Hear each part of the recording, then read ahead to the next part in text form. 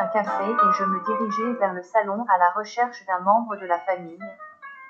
Il n'y avait personne. Le décor de ce ranch était magnifique. Une association entre le rustique et le moderne m'indiquait qu'ils vivaient aisément de leur exploitation. Je décidai de me rendre du côté des écuries. Je pénétrai à l'intérieur des boxes à chevaux.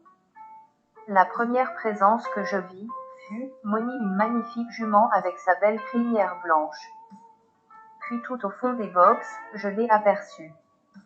Byron s'occupait à vérifier les fers d'un cheval. Je n'osais pas bouger.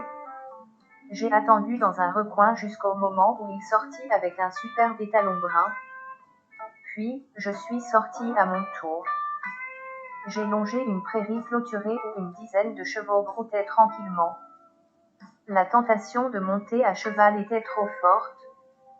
Je décidai de retourner vers les écuries dans l'espoir de trouver une personne qui pourrait satisfaire mon envie. Mon vœu fut exaucé lorsque j'ai aperçu Stella. Elle comprit immédiatement et me proposa de chevaucher avec le groupe. Leur objectif de la journée était de recenser le troupeau de bisons. Je me hissai sur un cheval aux 2 couleurs. Il était l'un des descendants des chevaux qui servaient de monture aux Indiens d'Amérique d'autrefois. Nous avons emprunté un sentier qui nous ouvrait la voie dans une immense plaine. C'était Byron qui menait le groupe. Au bout de 10 minutes, notre sentier déboucha dans une vallée bordée de sapins. L'air frais caressait mon visage. Immergé dans cette nature, je ressentais un certain bien-être et surtout une grande liberté. Pendant notre escapade, qui dura plusieurs heures, je me suis sentie en osmose avec ce décor grandiose. Un changement incontestable à côté de ma vie citadine. Byron poussa sa monture. Afin de le suivre, je talonnai les flancs de mon cheval. À ses côtés, au galop, j'ai éprouvé une excitation surprenante. Parfois nos regards se croisaient. Galoper dans ces pâturages aux côtés d'un homme hyper sexy, légèrement sauvage me donnait la sensation d'être une vraie femme. Cet effet prit fin lorsque nous reprîmes le chemin du retour. Nous sommes rentrés en fin d'après-midi. Dans la soirée, pendant que Stella et sa mère préparaient le repas, j'ai regagné ma chambre. Lorsque je les ai rejoints, ils étaient tous attablés. J'essayais de ne pas regarder Byron. Il était préférable qu'aucun ne s'aperçoive du malaise que je ressentais lorsque j'étais près de lui. Nous étions le 4 juillet. La famille Harper avait décidé de fêter tous ensemble leur fête nationale. Je me souviens de ce soir-là où ma vie prit une direction complètement inattendue. La journée, avec ses 24 degrés, avait été particulièrement douce. Tous ensemble nous avions dégusté plusieurs plats préparés spécialement pour cette occasion. Pendant le repas, je sentais que le regard de Byron se posait sur moi. L'ambiance était joyeuse. Ils étaient adorables. Byron se leva et s'éloigna. J'étais soulagée car j'étais troublée en sa présence. Nous sommes sortis à l'extérieur. Les Harper avaient préparé un feu de bois. L'air légèrement frais permit de me détendre. Les sapins éclairés par la lune pointaient leurs cimes dans un ciel étoilé. J'étais loin de Paris et je ne m'en plaignais pas. Au bout de quelques minutes, Byron réapparut, une guitare à la main. Il s'assit juste à côté de moi et se mit à jouer une mélodie qui me bouleversa. Byron ressentit mon désarroi. Il me prit la main et me conduisit à l'intérieur du ranch. Ma main dans la sienne, je l'ai suivi.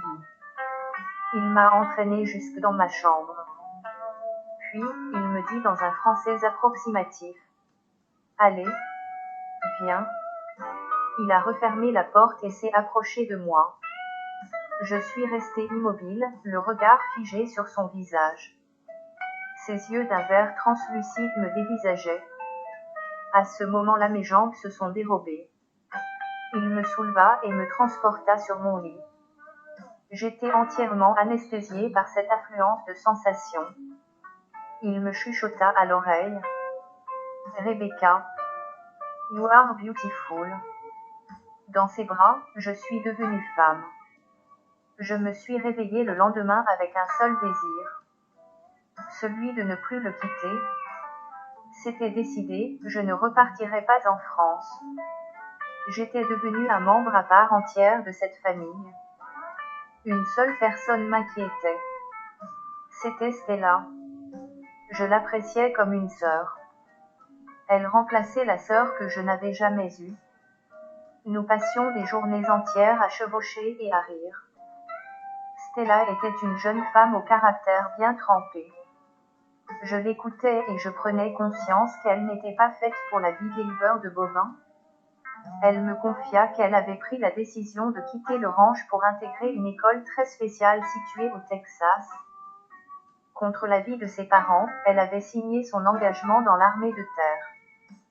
Son école portait le nom de Fort Hood et assurait une formation accélérée.